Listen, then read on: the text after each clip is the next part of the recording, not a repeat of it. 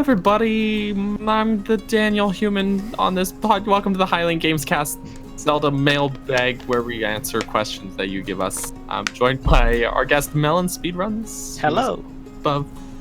Sorry. I'm there. Beside me. No, There we yes, go. I had to that's look. me. From my screen, he's above me, but on the stream, he's beside me.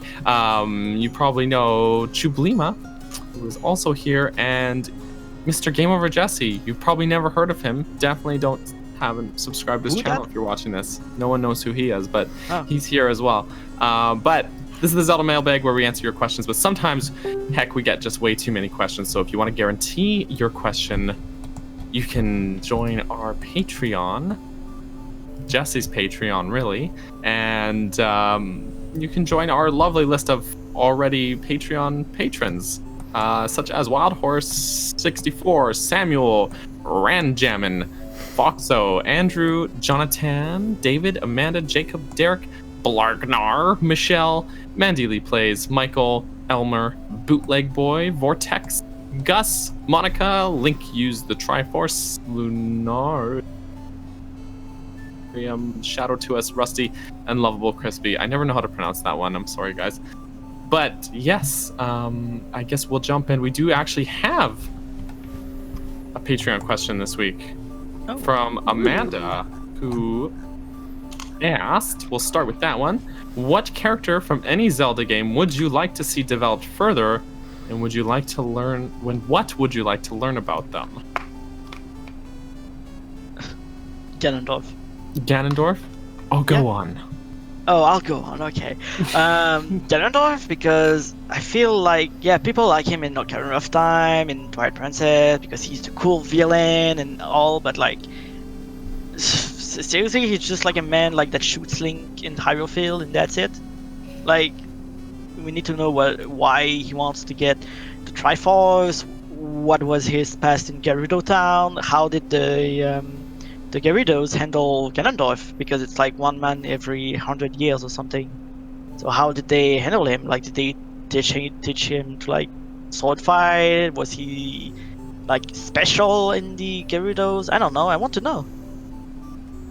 Yeah, we don't know anything about Ganon. Yeah, we and I mentioned earlier when we were talking about villains, that is one of the things I like about Wind Waker, where we get a little bit more insight into Ganondorf, where he mentions how hard it was growing up in the desert and how he was envious of the green fields of Hyrule and all that. But, you know, it's just a bit of exposition rather than real getting to see what it was like. So I agree with you there. That would actually be really, really nice to have a more fleshed out villain like that. Crickets. Just crickets again. I'm going to say Sheik. Sheik? Yes. I'm gonna go with Sheik. What she did during that 7-year time span, I would really like to see that. How she went from being pretty much a princess who's basically handed everything to becoming one of the best, like, warriors and most wanted people of Hyrule. Yeah. Like, where was she living at? What was she doing? How did she train? What did she do when Impa presumably died? Because Sheik and Zelda show back up, but Impa doesn't. So what happened there? Where does she go? Like, is she just watching Link the entire time? Is that why she can just magically pop up almost anywhere whenever she teaches you the songs? And then she just magically disappears? So yeah, she goes from 10-year-old princess to ninja. Yeah. You know. But that's the story that I want to see.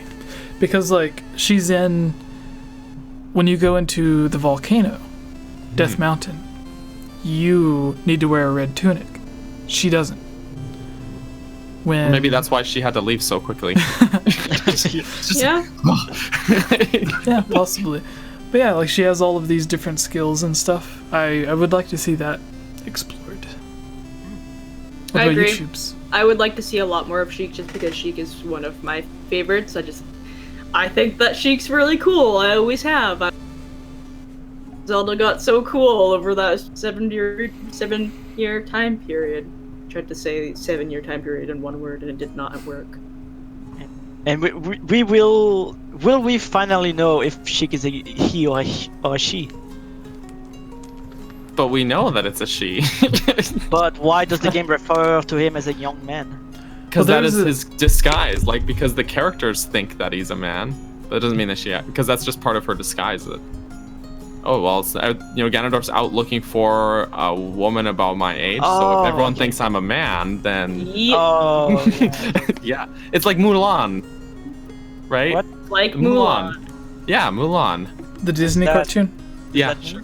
Yeah, Mulan, who she cut her hair and everything, and just told everyone that she was a man so she could join the military, but she was still a woman. So okay. Yeah. I mean, that's what how I always took it. That was just part of the disguise, and that's why Link was so shocked. He's like, "Whoa, I guess I'm straight after all."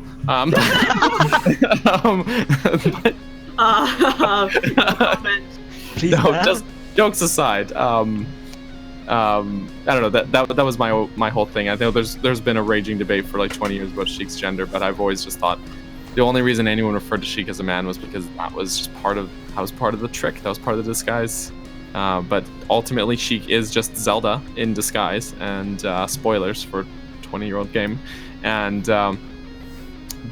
that's ultimately it comes down. Sheik is just Zelda, and so Zelda is a woman. So ergo, Sheik is woman. So hey, Zelda was my small crush. Look at me go.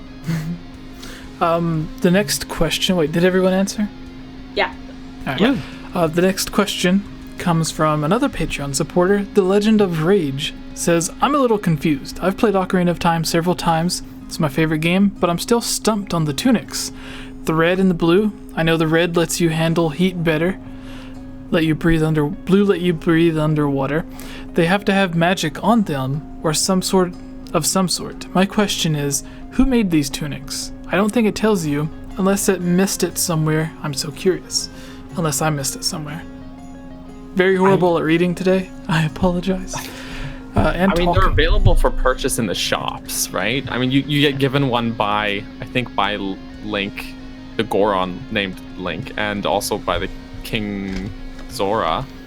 But I think since they're just available in the shops, they're probably pretty commonplace in Hyrule to have these sort of tunics. And I think they're just probably made by Gorons and Zoras for when tourists come to visit or something. That would be my guess. Yeah.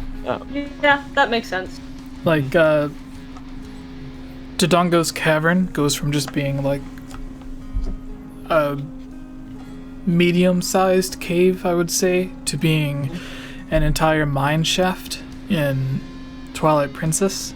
Mm-hmm. So I would say that the Gorons like to have other people come and help them. They made the tunics to give to the Hylians, because obviously the Gorons aren't going to be wearing them.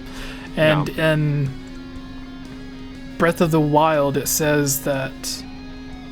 Does it hint towards Princess Ruto making the old tunic for Link? So Mipha decided to make her tunic for No, I think champion? You're conflating two things, because it mentions the Miracle of the White Scale in the Zora history, which is when a previous Queen Zora had made armor for previous King Zora and had sewn one of her own scales, which was a white scale, into it for like good luck, and then in a battle light had reflected off of it and shown it like into the enemy's eyes, and that gave him an advantage to like win that battle. And then it became like tradition for the Zora princesses to make armor for their fiancés or for people they intend to marry, basically. Okay. I think if I'm remembering those ancient stone tablets from Breath of the Wild properly, that's sort of where that came from, and that's why Mipha made Link's tunic. And then there's that whole thing with old racist Zora man Muzu, because obviously, like, you see the size of the male Zoras, in Breath of the Wild, and obviously that Zora armor was not made for them. Like no way could Sidon slip that thing on, right? Yeah. So it makes sense that Mipha would have made that one for Link, but the blue tunic in Ocarina of Time is just a common thing for Hylians, I think, that you can find in the Zora shop even. So Yeah. And instead of tunics, Skyward Sword has the earrings that help you out. Yeah, like I won't try to explain. That one's beyond me. that one's got to be magic. Yeah. Earring gives you heat resistance. Yeah, it's like +3 fire resistant earrings. Yeah, exactly. So About the Goron tunic, I'm reading out some statements from the Great Hyrule Encyclopedia. Apparently, it's made of Dodongo scales and bumflower fibers. So it might explain why it resists heat. As for the Zora tunic, I don't know. I really don't know. Yeah, see, the one in Twilight Princess makes sense because when you're underwater in it, there's actually a piece that covers Link's nose and mouth. Yeah. So the underwater breathing kind of makes like more sense, I guess. Yeah. But then in Ocarina of Time, it's just literally a blue tunic, and somehow he breathes underwater. So I guess the N64 wasn't powerful enough to change Link's model, or they didn't have enough space to do it. Maybe, yeah. But So they just changed the color and called it a day. magic. Yeah. Yeah. I really like the way that the Zora tunic looks in Twilight Princess, though. Oh yeah. Yes. Looks really good. Yeah, I guess next question. Tubes, do you want to pick one? And then we can let Millens pick out the final question. Oh, okay. Okay. Yeah, I was just taking a peek. And I'm just gonna remove that one that we. Oh no, I already did. I did it. You did it. Oh, good job. In the chat, they're talking about the dye banana thing. Ilya's not here. Maybe that's why I haven't been making the banana. Oh, jokes. it's happening in the chat. Ilya The busted. banana. Gibbs was. I don't even. Also, thank you to the almost 100 people that came to watch the podcast. Ooh, oh, I really like this question that's in the chat by Energetic Force, so I'm gonna just slip it into the Google Doc there. So if we don't have time for it today, I would like to cover it on a future one, if we don't get to it. In much smaller font than apparently the rest of it. The rest of things. Tubes. Sorry, Tubes. I'm still. Tubes, your looking- question. Did you guys do the one by Pokey? By Pokey? The one at the very top about Majora's Mask? That's Buddy the Pokey? Yeah. Buddy Santa Claus. Oh, I think we did cover that one actually. I'm sorry. If anyone in the chat has a question, feel free to comment it now. Okay. No. There's like so many questions that we've like kind of answered just in passing that it's like I look at it and it's like, how many characters do you have in Super Smash Bros. Ultimate? All of them. Almost all of them. None of them. For Jesse. Because they don't need to give you the best character from the beginning. Yeah. I mean, but Link doesn't have a tethered grab anymore. Yeah, And that's we did already talk about for the next Zelda title, we would want it somewhere other than Hyrule because we have basically explored Hyrule to death at this point, so they would need to kind of put something between us and Hyrule at this point. well, I got one. Watermelon, do you have a question? Just Zelda MMORPG. Like, what could it be if they ever make one? Wait, did you just make that question up? No, that's in the document. Oh, who asked it? Clemens Treffel. Nice. I could see it going a there it bunch is, of yeah. different ways if they did that.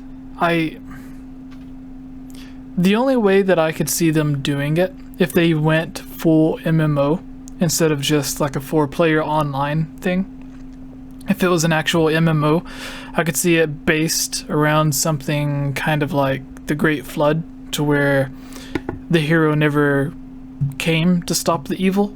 So in the lack of a hero or needing a hero, there was a lot of other people from all sorts of different races like Zora, Deku, Goron, Gerudo, Sheikah, Hylian, whatever, that decided to rise up to try and stop the threat themselves.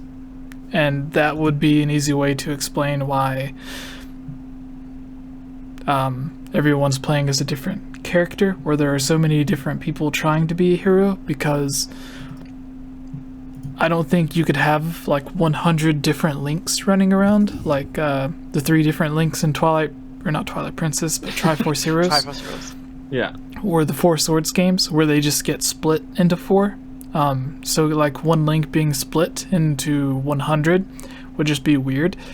So if they had more than like 5 different Links running around, I think it would have to be a situation to where like this person might look kind of like Link, but he's not necessarily Link. He's just one of the random boys or girls that rose up and decided, since there's no hero coming, I might as well try to do the best that I can.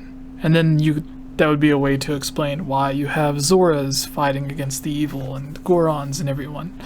Mm-hmm. So that would be my thought on how to do that. I think if they did it, it'd have to be a sort of spin-off game as well, and Link is not in it at all. And because it would be cool to like be able to customize your own character and like choose from the all really different races that are in Zelda. But yeah, if they do Zelda MMO, no Link. Yep. And make I don't know, like I just think there would be some really cool RPG mechanics you could implement. God, imagine just getting a gang of friends together and you got like all these different classes and races and characters. It would be really cool. But yeah, you can't have Link, you can't have the Master Sword in there, and no one gets. Your mic just pooped. What? Yeah. No one gets the Triforce. Oh. Like no one. There's almost like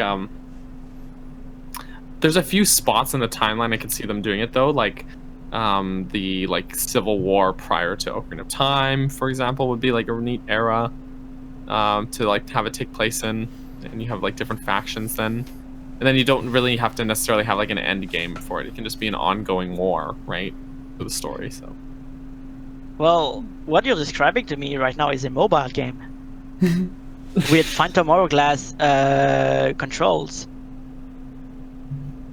Remember when Like, Jesse think and I about first it. became You have friends, he Phantom asked me Hourglass, about which is exclusively played on the touchscreen. Port that to the mobile. It works. Make it so that you can play any race. You can create your own race. Well, not create your character, and you can just be 100 people fighting like a boss together with Phantom Hourglass controls, like kind of Fortnite. And you help each other. You build weapons, Breath of the Wild style, some break. You can craft them, whatever. That could be a really good Zelda mobile title. yes, actually no, that would be neat. If they do a mobile one, I think that would be a good direction to take it, but because I don't think they could do like a full-fledged mobile Zelda game. It'd have to be like a spin-off of sorts. Just do it like Triforce Heroes, where you have some like little dungeons, but like make them randomly generated. Oh yeah. And then kind of like Pokemon Go, where you have to go to the actual dungeon. Oh. Then I might not play it. Well, god damn it. I'm a shut-in. Zelda Go. Zelda Go. Oh no. Only if I can pet dogs. There you go. But you can pet dogs in real life. It's hard petting dogs in real life, because you have to ask the person allowed to pet their dog, and people in Vancouver are just like really not friendly. You cannot approach a Vancouverite without them being like, ew, why are you making eye contact with me? You have to approach their human and get permission. Or you can pet the human. I mean, I could. It's one way to get really weird. Just yeah. I think for me, I honestly, at this point in my life, I do not care what kind of MMO happens, as long as it's not the disaster that was Elder Scrolls Online again. I just need a new MMO to play, because I've been playing RuneScape for the past 16 years of my life, and nobody will play it with me, and I love MMOs, and everyone hates me because all I play is RuneScape, so give me anything. I have a good thing for you. It's called Elder Scrolls Blades, coming for mobile devices in 2019. I don't want a mobile MMO. Melon really pushing for the mobile I'm games trying now. to stop using my phone. Yes. Jesse. I'm just reading the chat. Eddie says, "Where's Petscop 2? Petscop? Petscoop? Petscop? I Oh don't know no, what that is." it's the children, I think, pet thing you see all the time. I don't know. Alright, Choobs, do you have a final question? I have a question. I stole it from the YouTube, and I've been pasting questions into our chat thing. Woohoo! Anthus asks, what is your guys' favorite 3D Zelda dungeon? Stone Tower Temple. Ooh, that's a good one. What's a good one? Hmm. Forest Temple is really good too. All the dungeons are great.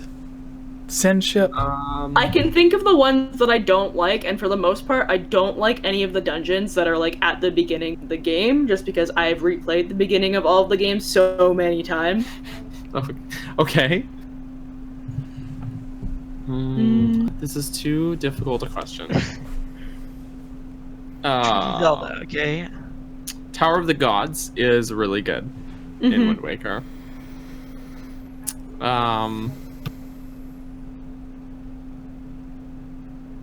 Oh, I know which one. Dimension in Twilight Princess. I really like that one. Yes, Snow Peak Ruins. Oh, I love is Snow Peak. super good.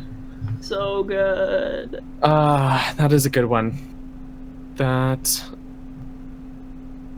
a lot of people don't like it. I actually really like the Lakebed Temple in Twilight Princess. Oh, I do as well. You know what? That was my second choice. Yeah, I don't know why a lot of people really don't like it. I don't know. Because they're like, it's confusing. Even though people say it's confusing, it's actually pretty straightforward. Yeah, it's not too bad. I don't know. I really, first of all, you get the claw shot. Anytime you hook shots, anything like that is involved, I'm all over that. And there's not actually a ton of like underwater segments. So, because generally, like underwater combat is in Ocarina of Time was really not that great. But they kind of fixed a lot of my issues with it. Yeah, you're actually able to use your sword underwater now. And I made a mod that does that in OT, by the way. Ooh, hey, that's actually really good. Why didn't they do it, Nintendo? Please. They did. I did it. Hire me. Not your sword, but the Zora combat is great in Majora's Mask. So, but yeah, I don't know. It's like I find with Lakebed Temple, instead of a room with several dungeons in it, or a dungeon with several rooms in it that have small puzzles, the whole dungeon is one puzzle, and I really like that. I don't know. It's really neat, and controlling the flow of the water and bringing it from each direction in the dungeon and stuff. Like it's a really unique dungeon, so that might be one of my favorites. I don't know if it is for sure my favorite 3D dungeon, but I like it. I think mine might be the Shadow Temple, because you have to do stuff as young Link and then adult Link, and I just really like spooky things, and I think that's why I like that one. Spirit Temple too, as well as. Spirit Temple is good. Yes, Jesse. I feel like my favorite dungeons change every time we answer this question. I think like, so. It depends on my mood. It's like, I think they missed out on an interesting opportunity to have the Beneath the Well and the Shadow Temple connect. Like, have it basically being two entrances to the same dungeon. Oh my gosh, that'd be terrifying if you accidentally walked into that as young Link, though. Well, it's already terrifying as young Link, but I almost feel like that was the intention and that they didn't quite connect them, but like they're thematically they're the same, and their aesthetic is almost the same, and there's a lot of stuff that's carried over between the two of them, right? And the Shadow Temple does it, right? So I always felt like headcanon for me was that they were connected, even though you couldn't actually access the other parts of them, but that was headcanon, not actual. That was in your brain. Confirmed. Yeah. All right. The podcast is on 1 hour 59 minutes, so I think we're actually able to finish this within 2 hours for once. Whoa! Yeah. All right. So Melons, as our guest, let everyone know how they can keep up with you and find out some of the cool stuff that you're working on. Yeah, sure. You can find me on Twitter at MelonSpeedruns, youtube.com/MelonSpeedruns, twitch.tv/MelonSpeedruns, I don't know, google.com/MelonSpeedruns. That's a thing, right? No, it's not. I don't know. Yeah, like just... It is now. Oh, god damn it. Yeah, just what I said in the description. That's it. Daniel, where can people find you? I guess you could Google Capt Bergerson as well, and probably I'd come up. But yes, I'm Daniel. You can find me on this podcast every week. But otherwise, if you want to keep up with the other things I do, you can check out my website, which is bergersonmedia.com, where I post all the other kind of projects I work on that are not related to this podcast. And I also have you can follow me on the... Wow, I'm not good at speaking today. Words. You can follow me on Twitter, Instagram, and Twitch at Capt Bergerson, CaptBurgerson. And I took like the last 2 weeks off because of the holidays, but I usually tend to stream on Twitch either once or twice a week on Tuesdays or Wednesdays, depending on what other things are going on in my life as well.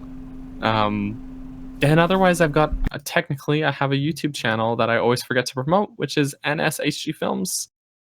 You guys have probably seen me in the chat being ruthless and fun at the same time somehow. So yeah, you can go and check that out, because I actually did post a video on it recently, and that was like the first video I posted in like